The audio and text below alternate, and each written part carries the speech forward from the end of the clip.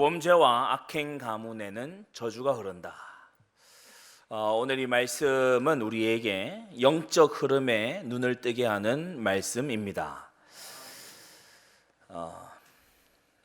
저와 여러분들이 하나님 말씀, 이 성경을 어떠한 관점으로 보고 있느냐에 따라서 신앙 색깔이 달라집니다. 예수님 믿으면 성경 필요 없다. 그게 좀 신학적으로 얘기하자면 칼바르트의 신정통주의입니다.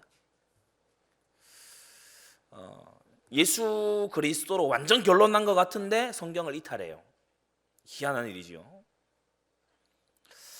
우리의 첫 조상 아담과 하와가 정령 죽으리라를 죽을까 하노라로 약화시킨 데에서 인류의 비극이 다 터져 나왔어요. 우리 하나님 말씀 정확히 배워야 됩니다. 우리 성도님들이 하나님 말씀을 정확하게 듣는 훈련이 잘 되어져야 돼요. 대충 대강 듣고 어설프게 알고 그런 곳에서 사이비 신앙이 자라는 거예요.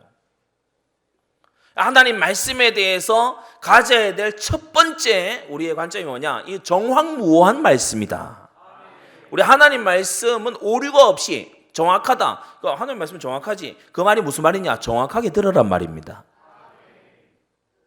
우리 신학적으로 하나님 말씀의 정확무오성 힘주어 강조하지요. 근데 그거를 성도들은 그럼 어떤 신앙으로 받아야 되냐? 성경의 정확무오성이 우리의 신앙에는 무슨 영향을 주냐? 우리는 하나님 말씀을 정확하게 빠트림 없이 들어야 됩니다. 오늘 우리가 읽은 본문의 7절을 보시면 골짜기 저편에 있는 이스라엘 사람과 요단 건너편에 있는 자들, 이스라엘 중북부 지방과 요단 너머에 있는 그 모압과 암몬 지경까지 펼쳐져 있었던 그 사람들 전체를 말하는 거지요.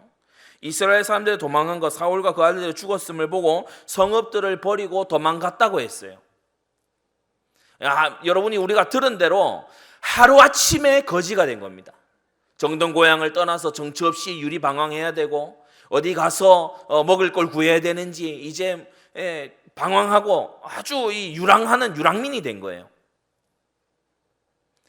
성경은 사무엘상 31장 마지막에 이 백성들, 이제까지는 사울과 다윗만 막 거의 나오는 형국이었습니다. 그런데 마지막에 이 백성들이 당하는 일을 의미심장하게 기록하고 있는데 오늘 여러분 고범죄와 악행 가문의 저주가 흐르고요, 고범죄와 악행의 직분자를 통해서 저주가 들어오고요, 고범죄와 악행하는 지도자를 통해서 나라의 저주가 들어옵니다.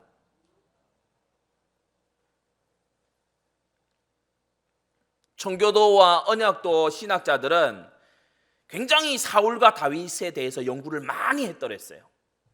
왜냐? 신정국가 세워야 되니까. 그들이 줄기차게 외쳤던 게 그겁니다. 교회가 정치 얘기하지 마라. 아닙니다. 교회는 처음부터 정치적이에요. 예수님이 왕이시기 때문에. 여러분, 지도자가 예수 그리스도를 믿는, 적어도 교회를 회방하지 않는 지도자가 세워져야 될 줄 믿습니다. 그래서 고레스하고 헤롯 중에 누구 고를래 그러면요, 둘 다 불신자잖아요. 그런데 고레스가 헤롯보다는 나아요. 헤롯은 칼을 들어 교회를 잔해하잖아요. 고레스는 그래도 하나님의 사람들을 해방해주고 자유를 주고 이러거든요. 여러분, 영안이, 영적 흐름이 똑바로 열리게 되기를 바랍니다. 우리가 하나님 말씀 첫째 정확히 들어야 돼요. 두 번째로 하나님의 말씀은 바로 나에게 하시는 말씀이에요. 교회의 머리 되시고 말씀의 주인 되시는 하나님은 오늘 저와 여러분들에게 이 말씀을 지금 성령으로 하고 계시는 것입니다. 이건 이스라엘 역사를 얘기하는 게 아니에요. 오늘 저와 여러분들을 얘기하고 있는 것입니다.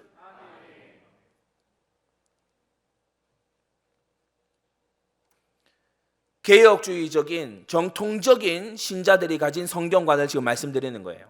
하나님 말씀은 정확하다. 오류가 없다. 하나님 말씀을 정확하게 들어야 된다. 그리고 하나님은 지금 우리에게 성령으로 살아서 말씀하신다. 하나님의 말씀은 살았고 운동력이 있다. 과거 역사 배우는 게 아니에요.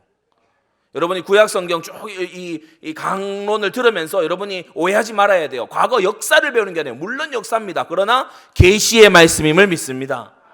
셋째, 우리는 이 성경을 특별계시라고 불러요. 우리 하나님은 우리 머리에서 나올 수 있는 것은 성경에 얘기 안 하십니다.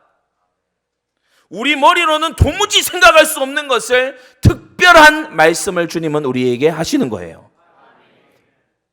웨스트민스터 신앙고백서 표현대로 하자면 본성의 빛이 비추지 못하는 것을 성경은 비춥니다. 본성의 빛이 절대 못 보는 것을 오직 성경은 비추어서 우리를 하여금 오늘 영적 흐름을 보라고 말씀하시는 것입니다. 우리는 저주가 흐르는 가문을 만들지 말아야 되고, 저주가 스멀스멀 스며들어오는 교회를 만들지 말아야 하고, 저주가 퍼져나가는 오늘 이 7절처럼 저주의 폭탄을 맞는 그러한 나라가 되지 말아야 됩니다. 그걸 위해서 오늘 말씀을 우린 나의 말씀으로, 우리의 말씀으로 들어야 하는 것이에요. 자, 우리 하나님은 어떤 분이시냐? 사랑과 공의의 하나님이십니다. 출애굽기 34장에 잘 나타나 있죠. 사랑도 어마어마하시고 공의도 명확히 서 계신 그러한 사랑과 공의의 하나님이세요. 출애굽기 34장에 이 모세가 첫 돌판을 받아서 내려갔을 때에 이스라엘 백성이 금송아지 만들어 놓고 애굽에서 하던 그 악습 그대로 이는 우리를 애굽에서 인도해낸 신이다라고 하면서 그 앞에서 먹고 뛰고 즐거워했다라고 했지요. 그 금송아지를 보면서 하나님의 종 모세가 이 의분을 참지 못하고 돌판을 깨트린 겁니다. 이것은 언약의 파기를 의미함과 동시에 하나님의 엄청난 진노를 표현하는 거예요. 우리는 하나님을 바르게 섬기는 제1계명도 하나님을 우선적으로 섬기는 것, 하나님을 오직 섬기는 것 중요하지만 제2계명 우상을 세우지 않는, 우리가 사람이 고안해낸 방법으로 하나님을 경배하려 하는 그러한 모든 헛된 시도를 버려야 하는 것입니다. 모세가요 돌판을 깨트린 이후에 레위 지파를 통하여서요 완전히 그야말로 하나님의 심판을 집행했죠. 그리고서 다시금 올라가려고 합니다. 하나님께 다시금 계명을 받으러 올라가려고 합니다. 그때 하나님이 주신 말씀이 이 6절과 7절의 말씀이죠. 여호와로라 여호와로라 자비롭고 은혜롭고 노하기를 더디하고. 여러분, 우리 하나님은 계속 진노하시는 하나님이 아닙니다. 노하기를 더디하신다. 이게 우리에게 타락의 이유가 돼서는 안 될 줄로 믿습니다. 인자와 진실이 많은 하나님이라 인자를 천대까지 베풀며 악과 과실과 죄를 용서하나, 과실과 같은 죄는 주님이 용서해 주신다는 거예요. 우리의 연약함을 아신다는 거예요. 성도들의 약함을 아신다는 거예요. 죄의 유혹에 약한 것을 아신다는 거예요. 오늘은 그걸 말하는 날이 아닙니다. 무엇이냐? 형벌받을 자 결단코 면제치 않고 아비의 악을 자여손 3, 4대까지 보응하리라 하셨습니다. 여러분, 결단코 면제받을 수 없는, 속죄받을 수 없는 불가속의 죄 3가지가 있어요. 속죄가 불가한 죄, 결단코 면제치 않고 형벌을 반드시 받게 되는 죄, 성경 전체를 맞추려 3가지입니다. 그 첫째가 바로 누구든지 어떤 죄든지 사함을 다 받지만 성령을 회방하는 죄는 사함을 받지 못한다고 우리 주 예수님이 말씀하셨습니다. 성령 회방하는 죄예요. 성령이 어떤 분이십니까? 구원을 적용하는 분이십니다. 성령이 어떤 분이십니까? 말씀에 영감을 주신 이 성경의 실질적인 기록자가 성령 하나님이십니다. 우리에게 구원을 적용하시는 분입니다. 우리에게 말씀을 조명해 주시는 분입니다. 예배 가운데 운행하시는 분이십니다. 우리의 마음에 인치신 분입니다. 예수님을 믿도록 믿음을 발생시켜 주시는 분입니다. 그런데 그 성령을 회방해요. 성령을 아주요 성령 역사에 걸림돌 역할을 하는 거 있죠. 성령께서 하시는 사역 중의 사역이 예수님을 믿도록, 예수님을 믿게끔 믿음을 이 선물로 주시는 사역이거든요. 그런데 예수님을 못 믿게 방해해요. 여러분, 전도 현장 나가서도요 예수님 못 믿게 방해하고 이런 사람들, 아주 조직적으로 방해에 들어오는 이런 어떤 집단들 있잖아요. 그 성령 회방죄입니다. 그리고 하나님 믿는 사람들의 예배를 의도적으로 방해하는 거예요. 아주 우리가 오전에 들으셨죠? 깽판을 치려고 하고 예배를 완전히 수라장을 만들려고 하고, 그리고 예배 드릴 처소를 못 짓도록 만들고, 우리가 구약에 보게 되면 느헤미야서에 나온 도비야 같은 이런 인물, 산발락 같은 이런 인물 자꾸 어떻게 합니까? 이중 플레이합니다. 여러분 느헤미야서 잘 보세요. 느헤미야가 이끌어야 되는 그 중직자들에게는요, 좋은 편지, 선물 막 보내요. 그리고 느헤미야한테는 협박 편지 보냅니다. 그게 도비야가 했던 짓이에요. 결혼을 그 회복된 스룹바벨 성전을 봉사하는 그 제사장의 아들 중에 하나를 이 결혼을 했어요. 이 도비야가. 그래가지고 막 말로 구워 삶아서, 여러분 나중에 11장 12장 느헤미야 후반부 가면은 어떤 장면이 나오는지 아세요? 성전 안에다가 도비야가 지방을 따로 만듭니다. 성전 안에다가. 그리고 이건 빨대를 꽂아도 보통 꽂은 게 아니에요. 성전 안에다가 지방을 만들 정도로. 그러니까 그 제사장이 어떤 소위 말한 백을 이용해가지고 성전 안에 자기가 막 이렇게 손을 뻗친 거죠. 느헤미야가 그때 잠깐 출타 중이었다가, 이 본국의 왕에게 출타 중이었다가 돌아와서 그걸 보자마자 도비야의 모든 짐을 창밖으로 집어 던졌다고 했어요. 여러분 이렇게요, 성전을 회방하고 예배를 회방하고 하나님의 백성들을 회방하고, 이런 사람들은 성령 회방죄를 짓고 있는 거고요. 이러한 성령 회방죄는 결코 면제받지 못한다고 했습니다. 여러분 이러한 죄를 일평생 짓지 않는 은혜가 있기를 바랍니다. 기도하지 못하게 방해해요. 충성하지 못하게 방해해요. 너희가 되겠냐 이러면서요, 자꾸 뭐 이렇게 힘 빠지는 소리예요. 여러분 교회에서 믿음의 말을 해야 됩니다. 바른 말보다 중요한 게 믿음의 말이에요. 이스라엘 백성, 우리 잘 들으세요. 이스라엘 백성은 가나안 땅을 보고 관찰하고 겪어보고 온 정탐꾼 말이 아니라 하나님 말씀을 들은 모세 말을 들었어야 됐어요. 가나안 땅 가서 다 살펴보면 내가 봤잖아, 내가 거기서 확인했잖아, 그 말 들은 거예요. 아주 합리적이죠. 아주 경험적이에요. 그 말 듣고 다 원망한 겁니다. 죽게 생겼다고. 믿음의 말을 듣지 않은 거예요. 들어가서 취할 수 있다, 여호수아 갈렙의 말을 가뿐히 치러밟고 간 거예요. 그것이 38년 비극의 시작이었습니다. 성도 여러분, 우리는 하나님 앞에 절대센터 성전 건축을 앞두고 있습니다. 모두가 믿음의 말을 해야 합니다. 믿음의 말이 안 나올 것 같거든 입 닫고 있어야 돼요. 불신앙의 말을 내서 성령 회방하는 그런 사람 아무도 없게 되기를 바랍니다. 애굽의 바로 같은 이런 사람, 아까 언급한 도비야 같은 이런 사람, 그리고 신약에도 구리장색 알렉산더 같은 사람, 후메네오 같은 이런 사람들, 독한 창질에 썩어져가는 것 같은 말로요, 복음 살고 회방하고 교회를 비방하고 주의 종을 대적하고 전도 선교를 가치 없는 것으로 여기게 만들고, 야 전도 선교 그거 너 해서 그거 하는 시간에 네가 자격증 하나라도 더 따야 되지 않겠냐, 막 이런 소리나 뒤에서 하고 궁시렁궁시렁. 그래야 결국 하나님의 일이, 성령께서 하시는 일이 힘을 받지 못하도록. 이게 성령 회방죄예요. 두 번째로 면제받지 못할 죄는 바로 고범죄입니다. 시편 19편에 보면은 주의 종으로 고범죄를 짓지 말게 하사 그 죄로 나를 주장치 못하게 하소서라고 했어요.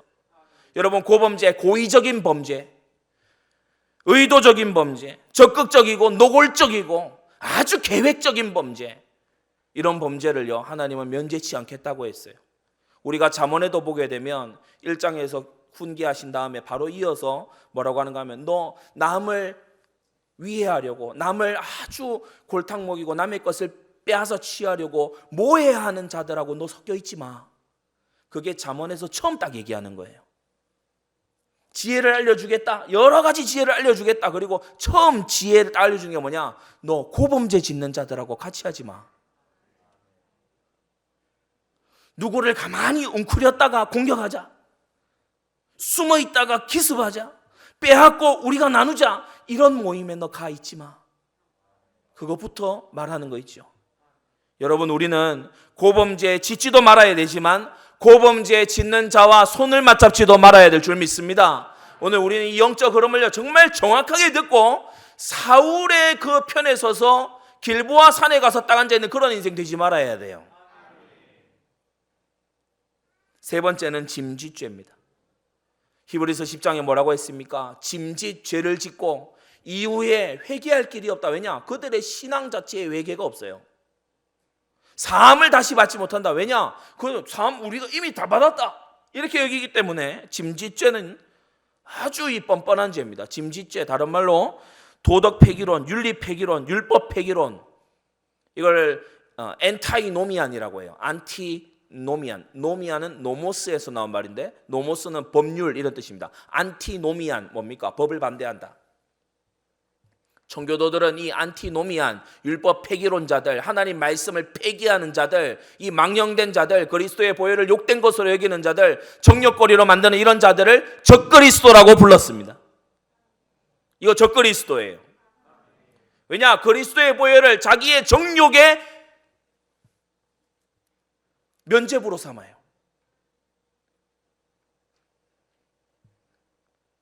그래서 이 세 가지 종류의 죄, 이 성령을 회방한 죄는요, 일단 하나님의 진노를 격발시킵니다. 고범죄는 뭐냐? 아주 계획적으로 준비하고 고의적이고 아주 마음을 악하고 독하게 먹어서 짓는 죄이기 때문에 그 자신 자체가요, 회개로 나아가지 않아요. 하나님의 특별한 은혜와 간섭, 예를 들어 사도 바울 같은 경우에 다메섹에 있는 성도들 잡아 죽이기 위해서 고범죄를 지으면서 막 가던 그 걸음이었잖아요. 스데반을 막 죽이는 일에 사람들을 동원하고 막 바울이 그렇게 고범죄 속에 한때 살았잖아요. 그런데 하나님의 깨트리심, 하나님의 치심, 하나님의 엄청난 은혜죠.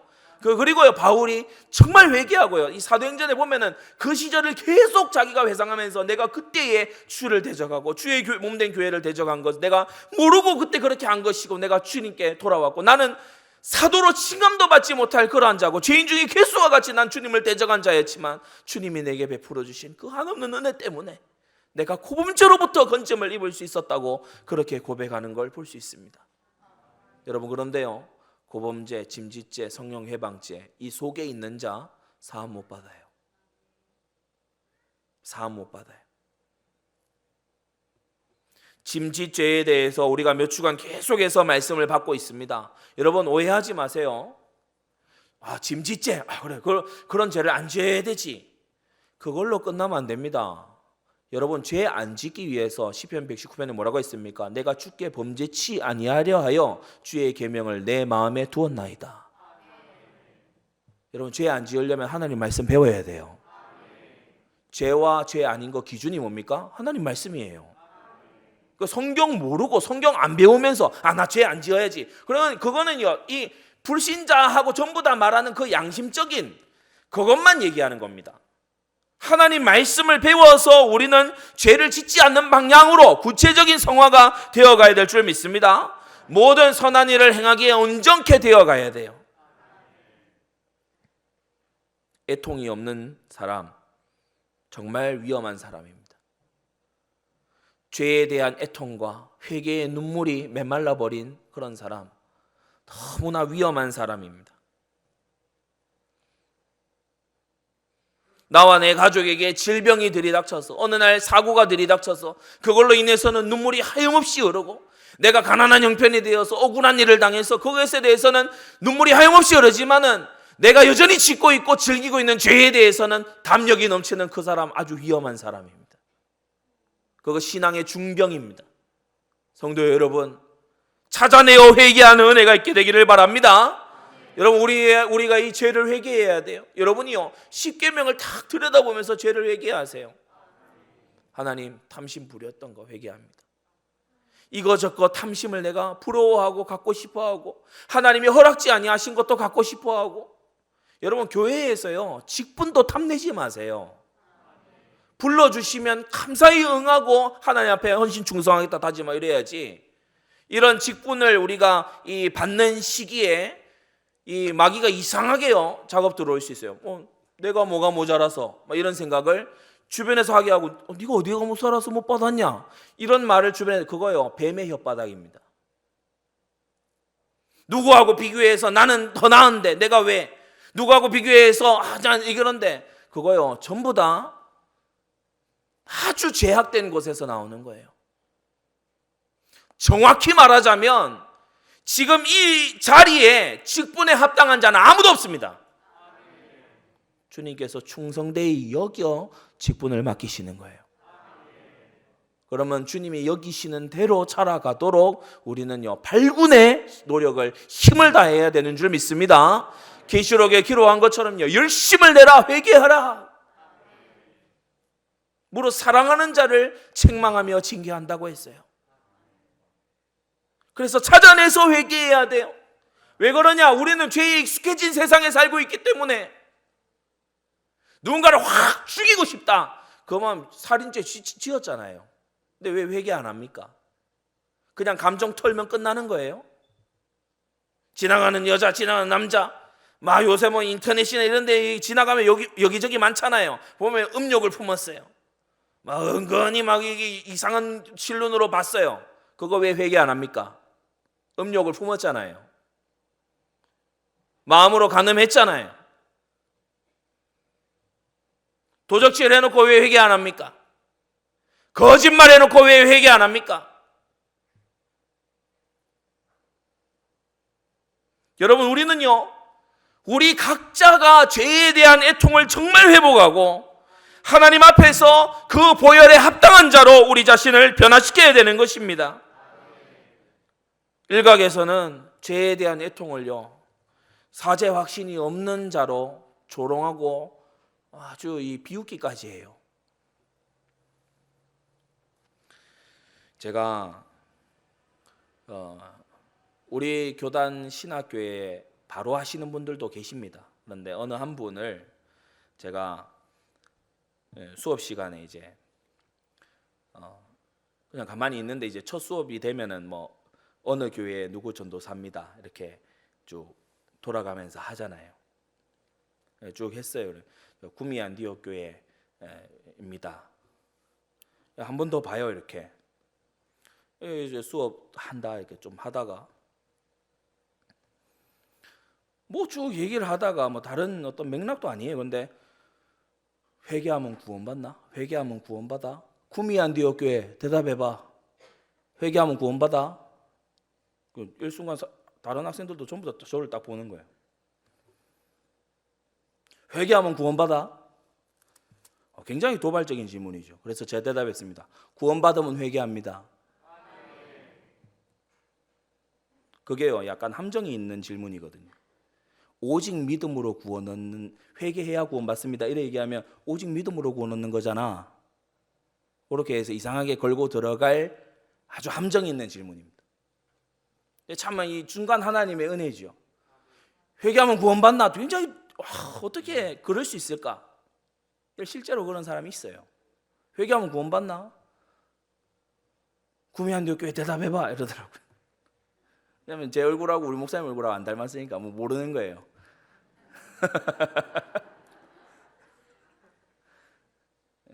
구원받으면 회개합니다. 나중에 이제 복도 가다가 그분을 만났어요. 그래, 구미 안디옥 교회 있다고.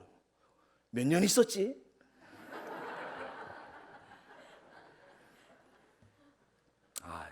목사님, 제 김성호 목사님 아들입니다. 그러니까 그래. 나중에 목사님이 따로 부르셨다 하더라고요.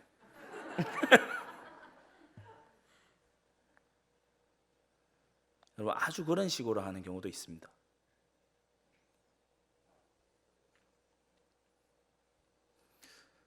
여러분, 회개가 부끄러운 겁니까? 사과가 부끄러운 거예요?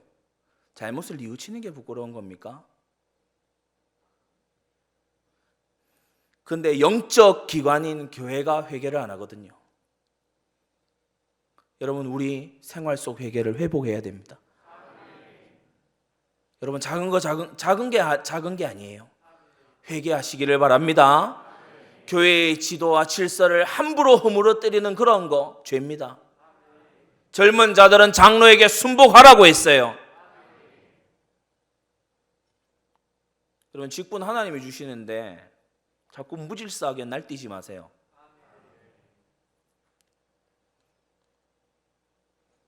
영적 지도자가 이렇게 말을 전하면 대강 들어요. 대충 들어요. 하나님 말씀이 이와 같다. 대충 들어요. 대강 들어요.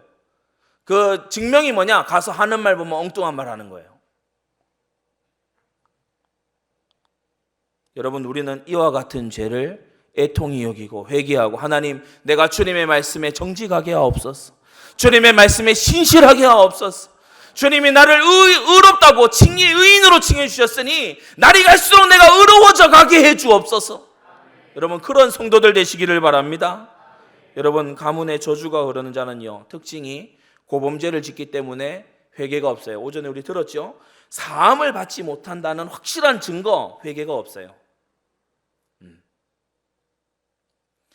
택함을 받지 못한다는 증거, 복음 전에도 예수님 안 믿어요. 똑같은 원리입니다. 그런 마음 자체가 안 일어나요. 택자가 아니라는 확실한 증거, 예수님이 나의 주님이다 고백해라. 어린 애도 고백을 안 해요. 말 잘 듣게 생긴 애들 복음 전할 때 보면, 얘 진짜 말 잘 듣게 생겼다, 완전 뽀로로 같이 생겼네. 야, 따라해봐. 나는 죄인입니다. 이거 봐라. 예수님 따라해봐. 예수님 엄마 하면 갑니다. 말 잘 듣게 생겼는데 안 해요. 안 할 사람 안 해요. 성도 여러분, 우리는 죄를 애통히 여기는 이 거듭난 본성이 저 여러분들 안에 있음을 믿습니다. 여러분, 이거 있는지 확인해야 돼요. 나 죄가 두렵고 죄가 싫고, 하나님 정말 나 똥파리 생명 아니고 꿀벌 생명 맞습니까? 거듭난 생명 맞습니까? 이거요, 여러분이요, 이거 별로 확실하지가 않다 그러면요, 지금 따뜻한 집에 일찍 가는 게 중요한 게 아니야. 성전에서의 하나님 앞에, 하나님 나 정말 믿음이 있는지, 하나님 내 믿음을 확신하게 해달라고. 여러분, 그거요, 가족 중에 누가 그렇다 그러면 지금 가족이 총 비상이 걸려야 되는 일입니다. 여러분, 그건 암 걸린 것보다 훨씬 심각한 일이에요.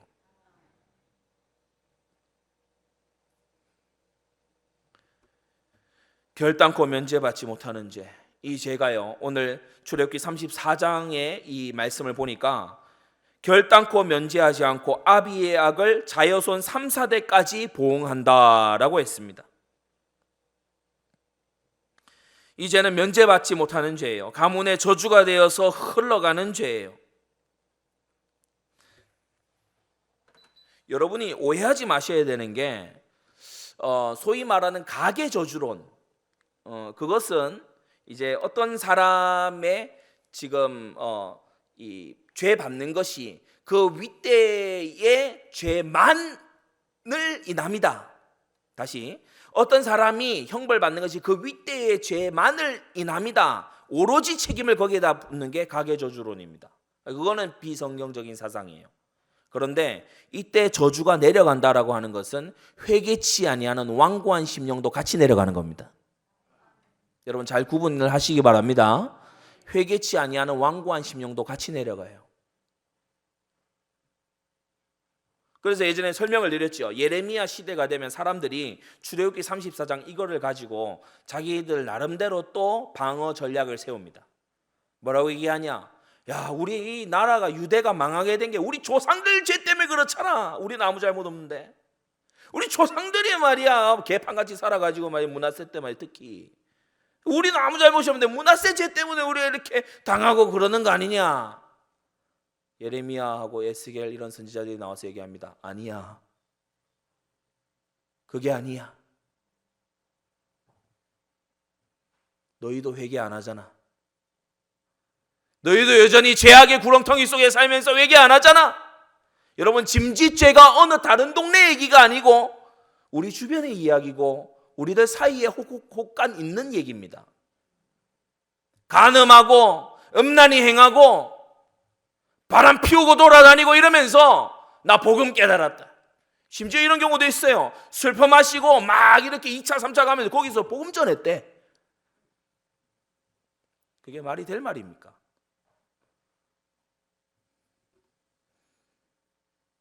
여러분, 이런 짐짓죄, 고범죄, 성령회방죄는요, 하나님 앞에 사함받지 못하고 이런 자와 함께하는 것도 저주가 되고, 이러한 자에게 주어지는 모든 배경도 저주가 되고, 모든 은사와 달란트가 저주가 되고, 그야말로 이 사람은 저주의 근원이 됩니다.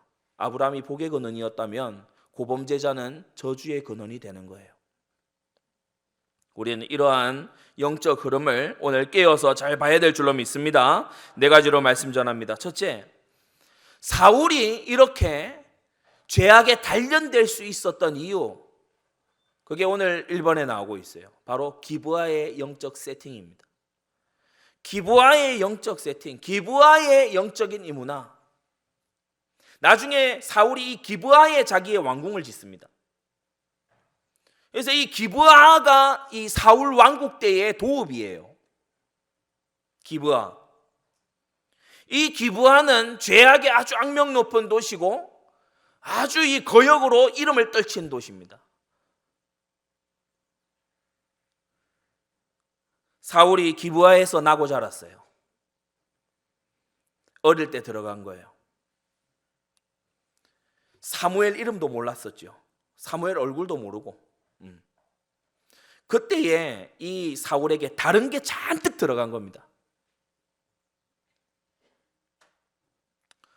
우리 어린 애기들에게, 어린 아이들에게 예수님을 가르치고 말씀을 가르치고 복음을 심고 이렇게 해도 잘 안 들어가는 경우가 있어요. 근데 아예 딴 데 갖다 놔?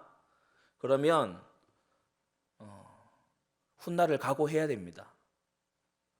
여러분, 주님께서 할 일 없으셔서 자녀를 주의 교양과 훈계로 양육하라고 말씀 기록하신 게 아니에요. 하나님이 말씀하실 때는 특별한 말씀입니다. 하나님이 말씀하실 때는 하나님의 권위로 말씀하시는 겁니다. 우리가 세상 소리는 흘려버려도 돼요. 뭐 9시 뉴스 이런 거 안 해오고 있어도 돼요. 그러나 하나님 말씀은 신비에 새겨야 됩니다. 기브아의 악성이 사사시대 때요, 아주 이름을 떨쳤어요. 악명을 떨쳤어요. 각 지파의 족장들이 뭐라고 했냐? 우리가 이스라엘 중에 이와 같은 일을 본 일이 없다. 그 정도로 기브아의 악행이 아주 악명을 떨친 곳이에요. 우리가 잘 아는 바와 같이 레위인 제사장 하나가 이 첩 장인을 만나러 첩이 그 마음이 삐져가지고 거기 갔으니까 첩 장인 만나러서 첩의 마음을 돌려서, 이것도 정말 이상한 지금 형국입니다만은 데리고 돌아오는 길에 기브아에 이르게 됐죠. 날이 저물어서 거기 이제 밤을 이제 거기서 자고 가게 됐는데 밖에 비류들이, 깡패들이, 아주 양아치 같은 무리들이 온 겁니다. 그래서 내놔라. 누구를 내놓냐고. 여인이, 처음에 여인이 아니었어요. 제사장 그 내놔라. 아주 뭐 제사장 레위인이 아주 뭐 말끔하고 괜찮던데 우리가 상관하리라. 뭐예요? 동성애 하자. 내놔라. 그 기브아 비류들입니다. 기브아 깡패들. 그러니까 어른이 그렇게 하지 마라. 대신에 여기 여인이 있으니까 이제 데려가. 이것도 말이 안 되는 짓입니다. 그 여인을 밤새도록 성폭행하고, 그리고요, 이 날이 셀 때 죽어 있는 거예요. 이 레위인이 너무 분노에 치밀어 가지고 12토막으로 시체를 잘라서 이스라엘 두 지파에 각기 보낸 겁니다. 이스라엘 중에 이와 같은 일이 없었다. 이와 같이 끔찍한 엄청난 동성애에, 밤새 엄청난 성범죄에, 그리고 이어지는 토막살인에다가 일시에 40만 명이 모인 겁니다. 기브아 앞에 당도야 와가지고 기브아 장로들, 베냐민의 유사들에게요, 그 범죄한 자들을 내달라. 그 범죄한 자들을 내어줘서 우리가 응당의 벌을 받게 해야 한다. 굉장히 하나님 앞에서의 생각이죠. 하나님 앞에 속죄해야 된다. 이 죄를 그냥 묵과하고 넘어갈 수 없다. 내놔라라고 했을 때 기브아가 거부해요. 왜 우리 사람 건드리냐? 우리 지역을 왜 탄압하냐? 지금 우리를 지금 시비를 건 거냐? 그래가지고 용사들이 모였는데 26,700명이 모여가지고 끝까지 항쟁합니다. 2번이나 이겨요. 회개를 하지 않고 저항하고, 회개를 하지 않고 아주요 싸움 붙고, 자기 정당화를 계속하고, 마지막 600명이 딱 림몬바위에 남을 때까지 끝까지 죽을지언정 회개하지 않는 그 어떤 강단과 끈기. 우리는 굽히지 않는 베냐민의 기브아 사람들이다. 이게요, 사울의 뼛속에 딱 각인되어 있는 거예요. 극히 완악한 종자들이죠. 성도 여러분, 우리는 이 구미 땅과 한국 땅의 영적인 색깔을 새롭게 바꿔나가야 됩니다. 지금 교회들이요, 생긴 모양을 보면은 가관이에요. 교회에 지어놓은 모양새를 보면 가관입니다. 요새 짓는 교회들 여러분이 한 번씩 봤을 거예요. 뭐 땅이 부족해서 그렇다라고도 하지만요, 보면은 성도석이 극장이에요. 뭐 완전히 막 예술의 전당이야. 앞에 크리스탈 조그만한 이 강대상에 목사님 이렇게 쫙 이렇게 뭐 아주 겸손하게 이렇게 다소곳하게 이렇게 서 있고, 위에 저기 보면요 막 중2층 중3층에서요 내려다보고 있어요. 이렇게 내려다보고 있어요. 한번 얘기해 보세요. 우리 교회까지 와줬는데요. 그래 한번 얘기해봐. 우리 얘기를 해보라. 음량이 왜 이래 이거? 얘기해보라고. 여러분, 교회 건축이요, 그 시대상을 반영합니다. 내려다보는 성도가 경외가 되겠습니까? 올려다봐도 경외가 어려운데. 그래서 회의장 비슷하게 지어놨어요. 이거를 저 이단 신천지도 알고, 야, 이 부채꼴 형태의 그 교회 있잖아, 왼쪽 앞에는 그 골수 분자 가는 데 그거 가지 마. 오른쪽 뒤편에 앉아야 사람을 쫙 물세게 해서 좀 이렇게 꺼낼 애들 꺼낼 수 있어. 그 신천지가 교본을 따로 만들어 놓습니다. 그 말인즉슨 오른쪽 뒤편에 앉으면은 사람들을 많이 보게 된다는 거예요. 예배하러 온 거 아니죠? 전혀 예배하러 온 거 아니죠? 예배 시간에 다리 꼬고 앉아 있습니다. 우리 교회도 있어요. 다리 꼬고 껌 씹고 있습니다. 중직자 중에도 있습니다. 앞에서 보면 보이니까 하는 말이에요.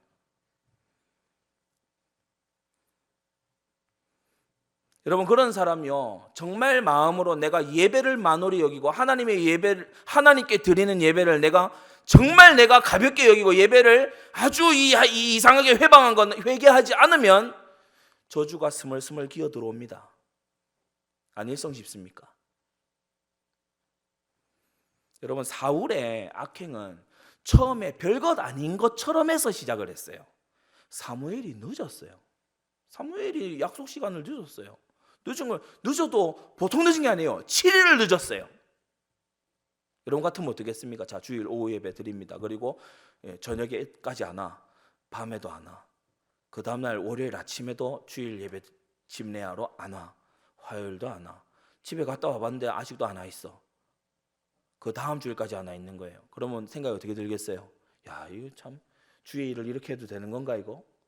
야, 교회가 왜 이래? 우리 예배가 막 왜 이런가? 근데 하나님께서 사무엘을 일부러 늦추신 거예요. 사울이 거기서 불법 번제들이죠. 자기가 제사장도 아니면서. 왜냐? 나중에 사무엘한테 얘기합니다. 빨리 안 하니까 백성들이 이제 전쟁은 해야 되고 이 번제를 안 드리니까 이 군사들이 흩어집니다. 군사들이 흩어지는 거는 막아야 될 거 아닙니까? 그러니까 얼른 막 일부 순서하고 우리가 이후에 해야 되는 스케줄은 해야 되니까 얼른 일부 순서를 어쩔 수 없이 제가 했습니다. 사울이 변명했습니다. 그런데 그게 정당화가 안 돼요. 그게 받아들여지지가 않아요. 만일 그때에 사울과 온 백성들이 기도하면서 하나님, 주의 종을 보내주십시오. 우리로 하여금 주를 경배하게 해주십시오. 그 미스바에 모였던 그 백성들처럼 주의 이름 앞에 회개하고 기도하고 하나님 은총을 구하고 그랬다면요, 역사는 완전 달라졌을 겁니다. 맞으면 아멘 하세요. 근데 예배를 짓밟는 것으로 사울의요 악행의 이 악순환의 고리는 시작된 거예요. 하나님 말씀을 짓밟았어요. 여러분, 여기서 너무 중요한 게요, 말씀과 상관없이 이 표현입니다. 여러분, 말씀에서 이탈하면 이후에 모든 게 다 이탈돼 버려요. 하나님 말씀에서 이탈하면 그 이후에요, 하나님 명령이 들립니까? 안 들립니다. 사명이 잡힙니까? 안 잡힙니다. 하나님 목적 무관심할 수밖에 없어요. 왜냐? 하나님 말씀을 이탈했는데. 하나님 말씀 이탈하면요, 불순종이 자연스러워집니다. 여러분, 하나님 말씀대로 하려고 하면은 이 사실 합리적인 걸 넘어야 돼요. 합리적으로 생각해서는 야, 우리 이렇게 어려운 시절에 주일날에 모여 있고 이러면 안 돼. 막 이렇게 가서 뭐 이렇게 전문성을 뚫든지 그렇게 해야지. 주일 하루 종일 이렇게 한다? 학생도 직장인도 취준생도 다 이렇게 한다? 야, 이거 너무 비효율적이야. 이렇게 하는 거 아닌 것 같아. 세상 방식대로 생각하면 계획 잘 짜가지고 스케줄 막 해서 누구 만나고 이렇게 해서 정보를 얻고 막 열심히 노력을 해서 해야지. 기도하고 앉아있다? 그거 세상 방식으로는 말이 안 돼. 불순종이 아주 자연스러워져요. 사울은 불순종이 자연스러운 사람이었습니다. 아말렉을 진멸해라. 안 해야지 당연히. 왜냐? 국익에 도움이 안 되는데. 이 좋은 걸 왜 다 진멸해? 남겨서 잘 이렇게 관리해서 쓰면 되는 거 아니겠어? 우리가 기왕 이기긴 이겼잖아. 아말렉을 다 이기긴 이겼는데 이거 굳이 다 죽여야 돼? 남으면 노동력으로 쓸 수도 있고. 이런 생각들이 계속해서 들어오기 때문에 순종 못해요. 말씀에 잡혀있지 않으면 순종 못합니다. 성도 여러분, 말씀에 잡혀있게 되기를 바랍니다. 하나님, 나를 말씀에 잡아매어 주시옵소서. 사울은요, 거역하고 완고하게 행했어요. 자기가 하는 게 맞다는 거예요. 사무엘, 당신이 틀렸다는 거예요. 사울, 내가 하는 게 맞다는 거예요. 자꾸 회개하라. 이 사울이 볼 때 도저히 이해가 안 되는 거예요. 아니, 왜 나한테 아니, 이게 왕위 폐위 선언을 받을 만한 그런 일인가? 원래 죄인들은 죄를 하찮게 여겨요. 원래 죄인의 특징이 죄를 하찮게 여겨서 죄인이에요. 죄가 일상이라서 죄인이에요. 불신자들 보세요. 아무도 주일날 예배드리러 안 오잖아. 그게 일상이라서 죄인인 거예요. 급기야 책임을 전가합니다. 백성들 때문에. 내가 이런 이유 때문에. 그리고 하나님 말씀을 멸시하고 무시하죠. 말씀 어겨도 괜찮은데? 말씀대로 막 굳이 막 따라오고 그렇게 안 해도 내가 잘 사는데? 전쟁 이기는데? 야, 이거 뭐 사무엘 말을 꼭 듣고 그럴 필요 없는 거구나, 이거. 실력으로 이기면 되는데 왜? 그러면서요, 사무엘은 그냥 오면은 선전용이에요. 백성들 앞에 같이 나가십시다. 그래도 나이가 좀 드셨으니까 내 예우는 해드린다. 가짜 회개하고 슬쩍 해주는 회개. 내가 그래요, 잘못했습니다. 내 죄를 좀 사해 주시고 갑시다. 사울이 말씀과 상관없이 간 그 시작으로부터, 예배를 한번 짓밟은 그 시작으로부터 사울의 악행은 연속이 됐고 그것이 저주의 씨앗이 된 걸 봅니다. 여러분, 사울의 이 고범죄, 특히나 가문의 저주를 부르는 그와 같은 고범죄 중에 가장 핵심되는 게 뭐냐? 바로 하나님의 미래 계획이 담긴 다윗을 아주 의도적으로 죽이려 했다는 거예요. 이게요, 왕위 폐위를 넘어서서, 이 앞의 죄는 왕위 폐위의 죄입니다. 그런데 왕위 폐위를 넘어서, 여러분, 왕위 폐위를 되고도 말년을 잘 지내는 사람들이 역사상에 많았습니다. 그런데 가문이 멸절하게 되는 그 죄의 첫 단추는 뭐냐? 하나님의 절대 계획에 태클 거는 거예요. 나무 막대기가 달려오는 SRT하고 박으면 나무 막대기가 부러지지 SRT가 부러지지 않습니다. 그렇죠? 15톤 트럭하고 나무 젓가락하고 부딪히면 15톤 트럭이 그냥 밀고 나가지 나무 젓가락이 막아 세우는 법이 없어요. 하나님의 미래 계획이 들어온데 그걸 가로막아? 그러면요, 산산조각 나는 겁니다. 우리는 일평생에 하나님의 계획을 가로막는 자 되지 말아야 됩니다. 특히나 의도적으로, 계획적으로, 아주 노골적으로 가로막으려고 노력하는 자 멀리 하시기를 바랍니다. 평생의 살인자의 마음을 품고 살아서요, 마귀가 와보니까 너무 거하기 좋은 집이야. 처음부터 살인한 마귀가 봤을 때 딱 내 집이야. 그래서 사울이 귀신 들려 살았죠. 귀신의 충동을 이제 더 받기 시작하니까 제사장을 살해하고 경건한 자를 뿌리뽑고 다윗이 설 자리가 없도록 만드는 거예요.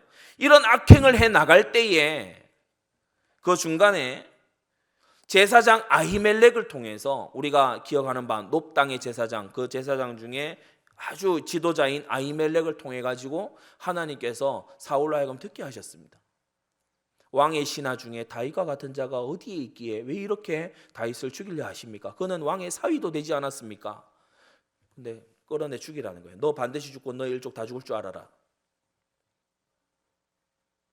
여러분, 사울과 다윗의 차이가 뭘까요? 사울은 죄 많이 짓고 다윗은 죄 적게 지었다? 아닙니다. 다윗도 사울 못지않은 죄를 지은 적이 있었습니다. 간음하고 살인 교사하고 다윗이 그랬던 적이 있어요. 거짓말하고 그랬던 적이 있어요. 은폐하려 하고. 근데 둘 다 죄악을 저지르고 죄의 완고해지는 모습까지 나아갔지만 하나는 주의 종이 와서 당신 이것을 죄를 지었으니 고치시오 라고 했을 때 그 앞에 엎드려져서 회개했고, 사울은 다른 한 주의 종인 제사장 아히멜렉이 왜 이렇게 하십니까? 너 죽어라. 그게 둘의 차이점이에요. 성도 여러분, 계시록 2장의 말씀대로 주께서 사랑하시는 자를 책망하시고 징계하십니다. 열심을 내라, 회개해라 라고 하셨어요. 여러분, 회개는 열심히 하는 겁니다. 계시록 2장 9절에 회개는 열심히 하는 거예요. 열심을 내야 되는 일이 회개예요. 회개 안 해도 되고 뭐 좀 해야 되고 이게 아니고 열심히 해야 되는 게 회개입니다. 쓰임받기 위해 깨끗한 그릇이 되려면 계속 씻어야 돼요. 여러분의 집에 그릇들이 그렇지 않습니까? 식사 자리에 올라갔다 내려온 그릇들이 다들 어떻게 되던가요? 깨끗하게 씻겨지지요. 찌꺼기가 남아있지 않도록 맨들맨들해지도록 다음에 쓰임에 합당하도록 씻어지지 않던가요? 우리도 그와 같아야 될 줄 믿습니다. 그래서 씻어야 돼요. 날마다 우리의 마음을 회개로 씻어야 되는 것입니다. 사울은 그가 받은 직분이 재앙이 됐어요. 사울이 받은 직분은 왕의 직분이었습니다. 그가 받은 직분 때문에 사울은요 곱절의 저주를 받았어요. 그가 받은 직분 때문에. 전 참 두렵습니다. 목사로 임직을 받아, 목사로 기름 부음을 받아 섬기는 분들 중에 짐짓죄를 강력하게 주장하고 짐짓죄를 퍼뜨리고 그들의 받을 형벌이 얼마나 더 무거울지 두렵습니다. 그래서 참 필요한 말씀을 담임 목사님이 하고 계신다라는 생각입니다. 너 주님 앞에 설날을 생각해라. 주님 앞에 가서 서게 된다. 주님 안 볼 것처럼 그렇게 살지 말고 주님 앞에 서게 되는 걸 너 기억해라. 우리도 그렇게 살아야 하지 않겠습니까? 세 번째, 사울은요 이렇게 악행을, 특히 하나님의 미래 계획이 들어있는 다윗을 죽이려고 하는 고범죄를 짓다가 이제 함께 파멸하고 맙니다. 여기서 중요한 게요, 사울만 딱 핀셋으로 뽑아서 하나님이 파멸시키신 게 아니고 사울에게 힘을 보태고 사울과 함께하고 사울과 동력하고 이런 사람까지 전부 다 한꺼번에 다 망한 거예요. 우린 여기서 큰 교훈 얻어야 됩니다. 아까 초도에 말씀드렸지요. 저주가 흐르는 가문 만들지 마라. 오늘 이거 기억하면 됩니다. 저주가 흐르는 가문 만들지 마라. 그리고 우리는 저주가 흐르는 교회 만들지 말아야 한다. 여러분이 교회에서요 고범죄 짓는 사람을 자꾸 이해하자 그러고 용서하자 그러고 뭐 함께 하자 그러고 뭐 나름의 사정이 있지 않겠냐 그러고요, 맞지 않습니다. 그게 교회에 저주가 흐르게 하는 거예요. 우리는 나라에 저주가 흐르게 하지 말아야 돼요. 함께한 자들이 다 몰락했어요. 그 길보아 산에서 함께 죽은 사람들 다 기부와 색깔이고 정치 깡패들입니다. 하나님의 백성들을요 무수하게 죽인 자들이고 괴롭히고 내쫓은 자들이 바로 이 자들 아닙니까? 하나님께서 블레셋을 일으키셔가지고요 한날에 이들을 모조리 몰락시키시는 것을 봅니다. 더 나아가서 군사들만이 아니에요. 오늘 우리 7절에 읽은 대로 백성들까지도, 이 백성들이 주로 뭐 했다 했어요? 이 지역은요, 다윗이 잘 다니지 못했던 지역들입니다. 그게 뭘 의미하는지 압니까? 다윗이 머물 수 없도록 만든 지역의 사람들이에요. 다윗을 숨겨주고 다윗을 도와줬던 유다 남방의 그 지역은 바로 이 똑같은 이 시기에 전쟁 노획물과 아말렉에서부터 빼앗은 것을 다윗으로부터 선물로 받고 있었습니다. 그 지역, 유다 남방 지역, 이곳은 아말렉에서 탈취한 것을 너에게 선사하노라 라고 하면서 선물 받던 바로 그 똑같은 그 시절에 한 나라 안에서 그 남방 유다 족속들이 선물 받는 바로 그 시간에 북방에 있던 그 고발 잘해대던 그 사람들 전부 다 강 건너편으로 유랑하러 떠나버렸어요. 거지가 돼서 떠나버렸어요. 주님이 주시는 메시지입니다. 우리는 순종하는 편에 서야 하고, 우리는 하나님을 경외하는 편에 서야 하고, 우리는 하나님의 백성들과 함께 할 줄 알아야 하는 것입니다. 사울이 차근차근 몰락하는 걸 보게 되는 거 있죠. 세 자녀가 앞서 죽습니다. 모든 자신의 근위병들이 앞서 몰살당합니다. 마지막에 자기가요, 이 뭐 회개한다, 뭐 후회한다, 뭐 하나님 도와주세요 이런 얘기는 안 하고 내가 할례 없는 자들 손에 죽어서 되겠냐, 끝까지 자존심 부리고 있어요. 네가 나를 죽여라. 못하겠습니다. 그러니까 자살했죠. 죽은 뒤에도 머리는 블레셋인들이 칼로 잘라서 막 방방곡곡마다요. 오늘 우리가 보게 되면 9절에 사울의 머리를 베고 그 갑옷을 벗기고 자기들의 신당과 백성이 전파하기 위하여 그것을 블레셋 사람의 땅 사방에 보내고 막 전시가 되는 거예요. 눈 감아가지고 막 이렇게 돼 있는, 그래서 시커멓게 변한 대가리가 장대에 꽂혀가지고요 확 다니는 거예요. 고범제자의 최후.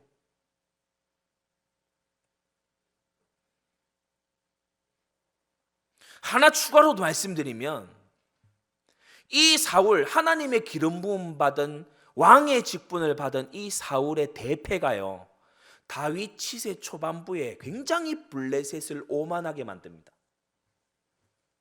여러분, 불신자들이 교회 우습게 알고 하나님 부르는 사람들 비웃고 그러는 이유가 자신들의 경험에서 나온 거예요. 자기 주변에 있는 교회 다 잘 다닌다 하는, 알고 보면 고범제자, 근데 교회에 막 뭐 어떤 활동을 해. 근데 이 사람이 어느 날 뭐 처절하게 망하거든요. 봤을 때 교회가 가짜는 거예요. 뭐 하나님의 손길이다 이거 불신자는 모르니까 그냥 봤을 때 교회 열심히 다니는데 왜 저렇게 됐어? 그래서 전도자를 만나도 피식 웃어요. 뭐 대수롭지 않게 여겨요. 죽어서 지가 능멸당하는 건 두 번째입니다. 복음 막고 하나님의 영광 막는 거 있죠. 그래서 우리 성도님들, 자신이 실패하지 않기 위해서도 물론 있지만 먼저는 하나님의 영광을 위해 고범죄에 얽히지 말아야 합니다. 고범죄자와 얽히지 않아야 되는 이유 중에 가장 상위가 되는 이유가 뭐다? 하나님의 영광을 위해서. 우리 피택된 중직자들은요 망하면 안 돼. 왜냐? 하나님의 영광을 위해서. 우리 안디옥교회 중직자들은 고범죄 짓고 망하면 안 돼. 왜냐? 하나님의 영광을 위해서.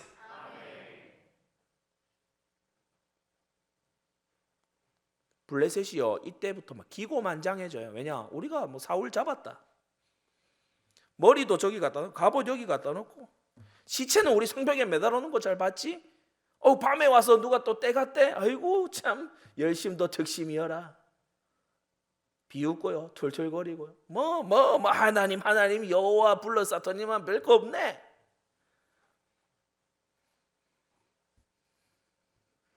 다윗이 하나님의 영광을 확 드러내는 거예요. 사울이 다 깎아먹는 거예요. 골리앗 앞에 나가서 했던 메시지를 블레셋인들이 듣고요 한동안 겁에 질려고 여호와가 뭐 대단하구나 이래가지고요 범접도 못했던 이 블레셋인들이 이제는 기고만장해져서요 모든 걸 빼앗고 7절에 보니까 블레셋 사람들이요 거의 무혈 입성을 해가지고 거기에 이제 이 진을 치고 이제 살아가게 되는 거 있죠.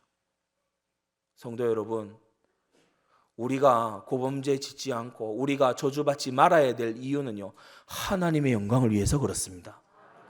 여러분, 그래서요, 진짜 고범죄에 얽히는 일 우리 없어야 합니다. 네 번째, 사울 가문에요, 저주가 흘러요. 이게 중요하다고 하셨죠. 사울 가문, 사울만 망한 게 아니에요. 사울 당대에만 있는 일이 아니에요. 후대가 망해 들어가는 거예요. 사울의 세 아들 요나단, 아비나답, 말기수아는 사울의 보는 눈앞에서 전사했고, 그 네 번째 이스보셋은요, 이스라엘의 왕이 자칭 왕이 돼요. 선지자가 기름 붓지 않았어요. 그런데 스스로 왕이 돼요. 이방처럼 아버지가 왕이니까 나도 왕이다 이래가지고 왕이 돼요. 근데 레갑과 바하나라고 하는 휘하 장수로 인해서 또 암살당하죠. 알모니와 무비보셋이라는 서자들이 있었습니다. 첩 리스바가 낳은 두 아들이죠. 그리고 딸 메랍이 낳은 외손자 5 아들이 있었어요. 이 7이 나중에 보게 되면은 기브온 사람들에 의해서 기브아에서 아주 의미심장합니다. 기브아에서 7의 사울의 자손들이요, 몰살당합니다. 여러분, 우리는 대한민국 땅에 기브아 같은 곳을 남겨두지 말아야 됩니다. 회개가 사라진 땅, 뻔뻔한 땅, 죄를 뉘우침이 없는 땅, 우리 한국 땅에 남겨두지 말아야 합니다. 그래서 지교회는요, 책임이 커요. 우리 안디옥 교회 지교회는 그 지역마다 책임이 큽니다. 도시에 죄를 두고 기도하시기 바랍니다. 여러분, 뭐 키어 축제 하는 사람들이 울면서 회개하겠어요? 우리가 대신 울면서 회개해야 돼요. 뭐 이렇게 종교다원주의 하는 사람들이 늠름하게 오늘도 뭐 주님은 뭐 우리를 응원하십니다, 뭐 주님은 우리가 잘 되기를 바라십니다, 뭐 이런 거 듣고 앉아 있겠지. 회개 안 한다고 우리가 대신해야 돼. 맞습니까? 이 말씀 듣고 있는 서울 안디옥 우리 성도들요, 진짜 서울 땅을 두고 대신 회개해야 됩니다. 그 살인의 영이 아주 지배하는 도시 아닙니까? 음란이 세계에서 아주 선두를 달리는 그러한 땅이 서울입니다. 우리가 이 가슴에 안고 회개해야 됩니다. 여러분, 그때에 하나님께서 지역과 시대에 리더십을 주실 줄로 믿습니다.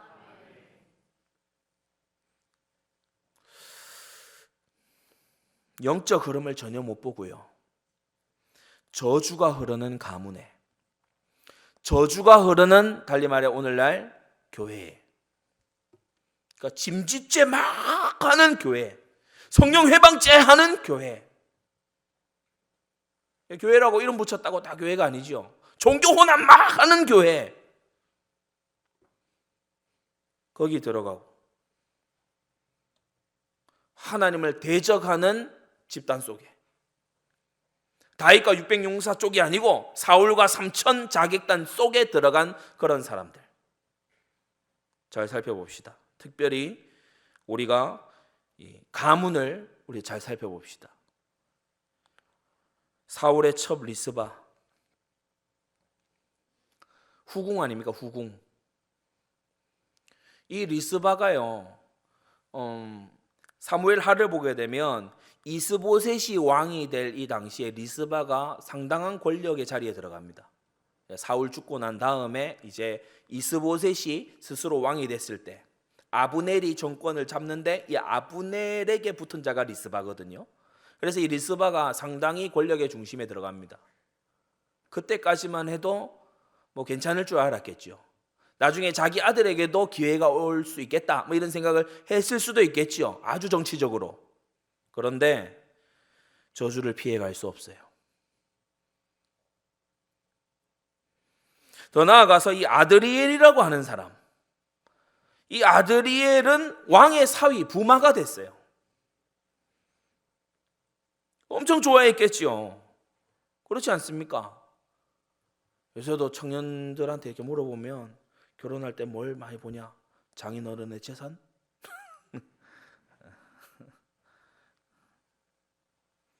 막 뭐 어려우니까 막 그렇다 이런 얘기들 하는데, 뭐 재산, 배경, 뭐 이렇게 그냥 결혼을 이렇게 했는데 뭐 가게 하나 탁 내서 바로 내가 뭐 일 안 하고 쉬어도 되도록, 그게요, 막 보면 그게 비전이에요. 너 비전이 뭐냐? 셔터맨 되는 거. 비전이. 나 좀 편하게. 열심히 일해서 돈 벌고 싶냐? 아니, 열심히 일 안 하고 돈 벌고 싶다. 그게 지금 이 시대거든요. 막 청년들이 지금 막 그렇습니다. 아드리엘은 꿈의 결혼을 했어요. 장인어른이 왕이야. 근데 자기에게 막 부담이 되냐? 부담이 안 돼. 왜냐? 장인어른이 알아서 다 하거든. 너 와서 뭐 이렇게 좀 이 국가일 거들고 해라 이러면 좀 부담이 될 거 아니에요? 근데 즐기기만 하면 돼. 장인어른이 질투가 많아가지고 사위도 궁에 불러서 뭐 일 안 시켜. 그러니까 이 아주 이 좋은 자리 들어갔단 말이에요. 그런데 한날에 5 아들이 몰살당하는 충격적인 저주를 당하게 됩니다. 성경은 이것을 보여주면서 경솔한 결혼, 경솔한 가문 간의 연혼, 이것이 얼마나 끔찍한 결과를 낳는지를 증거하고 있는 거예요. 여러분, 고범죄 가문에는 저주가 흐릅니다. 여러분, 짐짓죄의 교회에는 저주가 흐릅니다. 성령 회방죄를 짓는 그러한 세력들, 그러한 나라들에는 저주가 흐릅니다. 그래서 우리가 들은 대로 가문의 저주가 나타나기 전에 미리 보는 지혜가 있어야 돼요. 회개치 않고 죄를 계속해서 짓는다. 그걸 보면서 미래를 볼 줄 알아야 됩니다. 그게 지혜예요. 저주가 내려간다는 확실한 증거로 그 아래를 봐도 회개가 없어요. 오히려 더한 거 있죠. 우리가 간혹 가다가 하나님께서 크신 은총을 베푸셔서 이런 경우가 있습니다. 부모님이 악행을 하고 회개도 모르고 막 이래. 그런데 자녀가 보면 하나님께 회개하고 부모님을 긍휼히 여기고 막 요나단 같이 이런 자녀가 있어요. 거기에는 소망이 있어요. 맞으면 아멘 하세요. 거기는 소망이 있어요. 근데 뭐 오히려 더해요. 청출어랍니다. 오히려 막 더해. 그런 것이 바로 아비나답 말기수와 이스보셋 뭐 이런 사람이었죠. 우리가 보면은 가문에 흐르는 저주를 이 다윗은 봤던 거예요. 미갈이라고 하는 사람이 처음에 사울에게서 다윗이 도망갈 때, 이제 막 결혼했을 때 있지 않습니까? 그때 다윗을 도운 사람입니다. 잘 도망가도록 도운 사람이에요. 다윗이 인간적으로 고마움을 가지고 있는 사람이기도 합니다. 미갈이. 그래서 나중에 왕궁에 들어갔을 때 데려오지 않습니까? 인간적인 고마움을 가지고 있어요.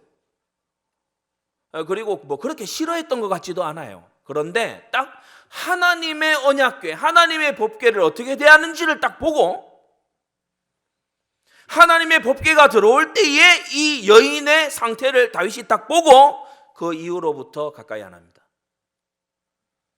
여러분, 기준 명확해지시기 바랍니다. 그때 나 이렇게 피할 수 있도록 자객단에서부터 날 도와주고 이랬는데 얼마나 귀한 사람이냐. 그래가지고 자녀도 두고 아끼고 말 듣고 이랬어 봐요. 어떻게 되겠어요? 간혹 가다가 인간적인 고마운 거에 인정에 못 이겨서 막 여기저기 같이 막 해주는 그런 그거요 맞지 않습니다. 사람이 그렇게 움직여서는 안 되는 거예요. 아드리엘도 마찬가지죠. 가문에 흐르는 저주를 보지 못했어요. 다윗이 본 것을 아드리엘은 못 봤어요. 그러니까 아드리엘은 자기의 그 믿음의 분량대로 그러한 삶을 살아간 겁니다. 우리가 이 마지막 기록에서 사울의 최후에서 우리가 또 하나 유념해야 되는 인물이 나오니 바로 요나단입니다. 참 이 저주의 한복판 속에서 이 쓰레기 더미 같은 이 무리들 사이에서요 꽃이 하나 핀 거예요. 그게 요나단이에요. 이 요나단이, 제가 요나단을 막 오래 좀 묵상을 해봤어요. 요나단이 알았던 것 같아요. 아버지가 이대로 가다가는 하나님께 반드시 멸망당한다 알았던 것 같아요. 요나단이 말려도 안 되잖아요. 요나단이 사실 뭐 어디 자기의 왕자의 지위를 버리고 어디론가 훌훌 떠나버릴 수도 있습니다. 그런데 자기 지위를 끝까지 지킵니다. 그리고 사실 요나단이 여기서 전사했기 때문에 다윗에게 맞설 적수가 사울 가문에 이제 없는 거예요.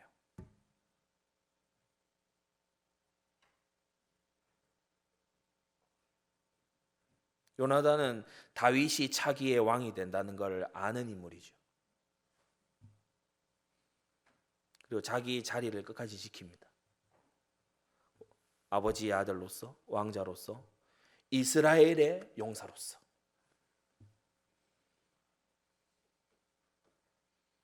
여러분, 누군들 살아남고 쓰임받고 영광의 자리에 서고 그러고 싶지 않았겠습니까? 참 요나단을 묵상할수록요 깊은 묵상이 되는 거죠. 이 신약의 세례 요한의 신앙이 이 신앙 아니냐? 그는 흥하여야 하겠고 나는 쇠하여야 하리라.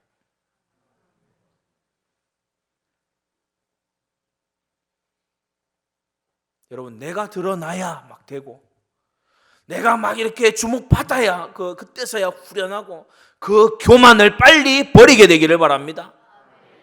미말에 서 있더라도 쓰임의 한정이 있더라도 그 길보아 산에서 나의 하나님을 경외하는 삶이 마지막을 구하게 된다 할지라도 끝까지 내 자리를 지키고 하나님이 주신 분량 이상의 것을 탐하지 않고 나는 나의 자리에서 나의 직분에서 나의 마지막까지 이 거역하고 불순종하는 이 왕을 내가 마지막까지 지키면서 여호와의 기름 부음 받은 자의 마지막 보호자가 되어서 그렇게 내 사명 다하겠다. 여러분, 요나단요 어떻게 보면 사람이 너 다윗 할래 요나단 할래 그러면 대부분 다윗 한다 그럽니다. 뭐 예전에 누가 그랬다 그러죠. 난 다윗 넌 요나단 이렇게 보면 뭐 보통 사람들이 뭐 절친 이랬을 때 내가 요나단이에요 이렇게 얘기 안 합니다. 다 자기가 다윗이래요. 그래 다윗이지 다윗 요나단이 아니야. 근데 여러분, 이 요나단은요 정말 멋진 신앙을 보여준 인물이에요. 아버지를 외면하지 않았잖아요. 고륙을 피하여 스스로 숨지 않았어요. 귀신 들린 아버지 아닙니까? 형제들도 다 완고하고요. 주변에 깡패무리 같은 사람들만 와 있는 거예요. 성질 같아서 확 떠나고 싶죠. 그런데 요나단은 직분을 지켰어요. 자기 할 바를 지켰어요. 그리고 자기가 마지막에 전사함으로써 다윗 왕조가 열릴 수 있도록 길을 깔고 간 인물이 바로 요나단입니다. 역시나 요나단의 마음에 있었던 그 자기 희생과 헌신과 자기의 지위를 정확히 지키는 이 마음이 얼마나 투철했는지 아들 무비보셋에게요 그대로 전달된. 나중에 무비보셋이 여러분 다윗을 대하는 걸 보세요. 그 종이 모함하거든요. 막 무비보셋이 막 이랬습니다. 반역을. 근데 무비보셋이요 다윗이 왕궁을 떠나서 가 있는 동안 그 압살롬의 반란 때죠. 왕궁을 버리고 가 있는 동안 무비보셋이 금식하면서 기도합니다. 딴 마음 가지지 않아요. 다윗이 도망갔으니까 야 내가 사울의 손자인데 말이지. 나를 중심으로 뭐 새로운 그런 생각 안 해요. 왕이 돌아오실 때까지요 금식하면서 기도하면서 다윗을 위해 여러분 이게 요나단에게서 내려간 신앙이에요. 여러분, 그리스도는 흥하여야 하고 우리는 쇠하여야 됩니다. 우리 인생이 갈아받쳐져서 그리스도가 높아지실 수 있으면 우리는 대만족이에요. 맞습니까?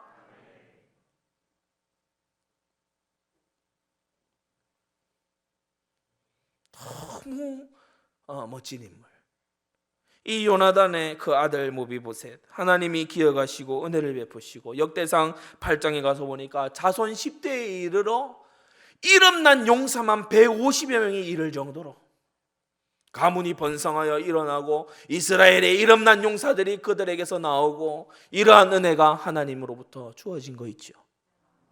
성도 여러분, 잘 안 되는 가족 붙들고 기도하세요. 완고한 어떤 사람 붙들고 기도하세요. 여러분, 그 가문에 태어난 거는 하나님 뜻입니다. 우리가 이제 가문을 형성할 때 고범죄를 피하라 이 말이지, 고범죄 자꾸 지으니까 나 집 나가야 돼, 그런 식으로 왜곡하면 안 돼요. 기도하세요. 그리고 끝까지 주님의 뜻을 받드세요. 살아있는 날 동안 직분을 감당하세요. 그리고 주님 앞에 서는 겁니다. 자기의 지위를 지키다가, 자기의 자리를 지키면서 그렇게 주님을 드러내고 섬기다가 주님 앞에 서는 겁니다.